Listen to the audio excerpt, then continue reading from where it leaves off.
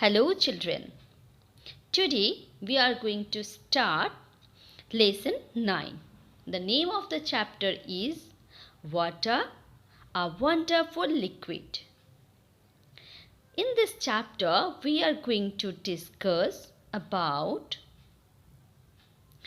different sources and forms of water. Then the difference between the process of evaporation and condensation. Finally, we will understand the changing forms of water in nature, that is, water cycle. So, let's get started. Students, what is the first thing you do when you get up in the morning? Let me tell about myself. I brush my teeth, wash my face and mouth, and have a glass of water. So I can say that my day starts with water. And I hope same to you, isn't it? Now students, do you have any idea which are the basic elements of our survival? What are the things required for our survival? Let me tell you. They are air, land, and water. We cannot breathe without air. We cannot live without water and land. Water is a wonderful liquid. Even we cannot imagine our life without water.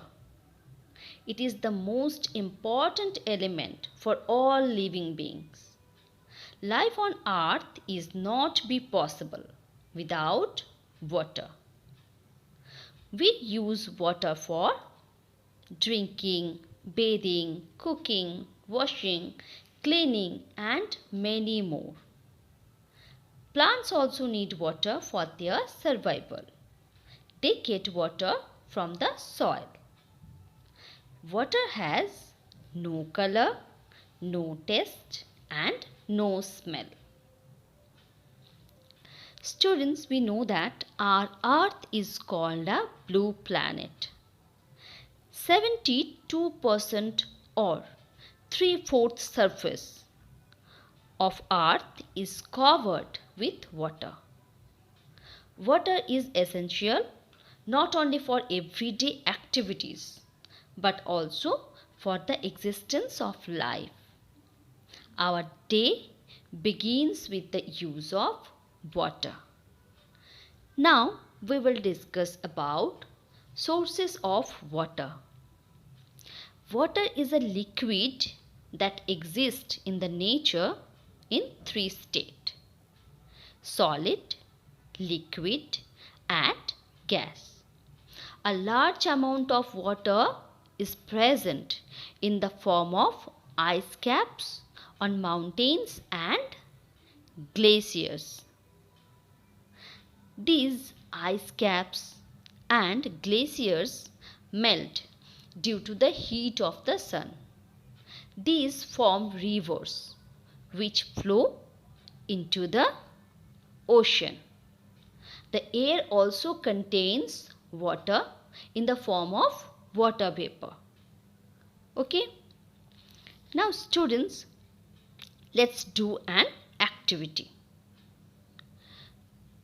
Put some ice cubes in a glass. They will slowly melt and change into water. Now, heat some water in the presence of an adult. On boiling, water changes into water vapor.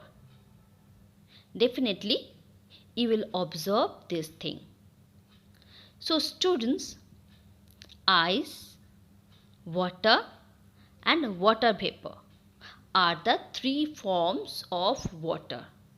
Water changes its form on heating, that means on boiling, and on cooling.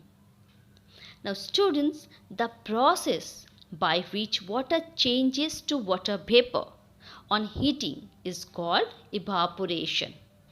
I am repeating again. Evaporation is the process by which water changes to water vapor on heating. Now we will discuss about condensation, the process by which water vapor changes into liquid water on cooling is called condensation. I am repeating again. The process by which water vapor changes into liquid water on cooling is called condensation. Let's do another activity. Take a chilled water bottle from the refrigerator. Leave it on the table for some time. After some time, you will observe that tiny water droplets appears on the water bottle. Where did this water come from? Can you see these water droplets? Where did this water come from? Is the bottle leaking? No. This is happening due to the process of condensation. Okay? Now, let's do the third activity. Breathe out on a mirror or window pane. What do you will see? Little drops of water are formed on the glass. Now students, from where does this water appear? Can you tell? The air which you breathe out is comparatively hot than the air that is present around you. That's why when it's come to the contact of glass, it's cooled down and forms tiny water droplets. You can see the droplets on the mirror and on the window pane. Students, now we will discuss about water cycle.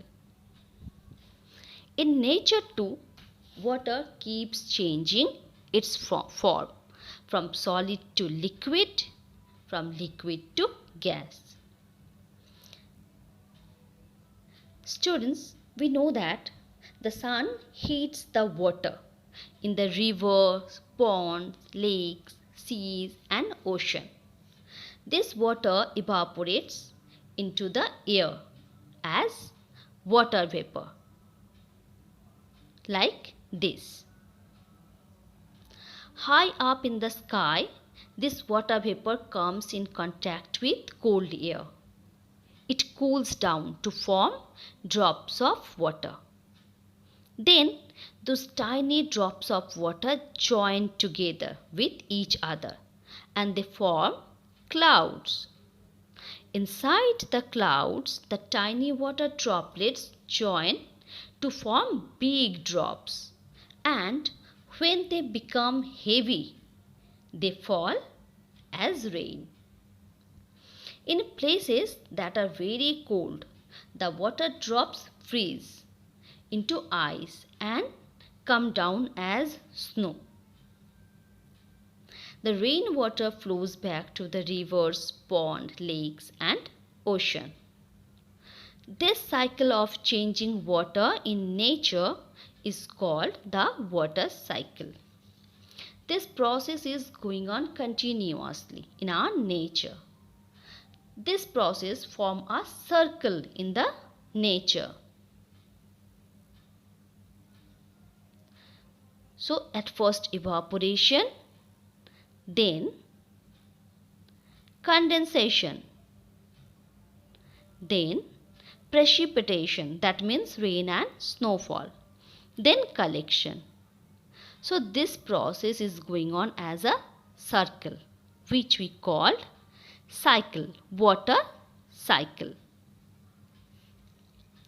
Students, though our earth is called a blue planet, but availability of water is just 3%. Rest of the water is either in the form of glacier or in the sea or ocean as salty water. So Every drops of water is very precious, isn't it? We should not waste water. So students, that's all for this chapter. Thank you. Have a nice day and take care of yourself.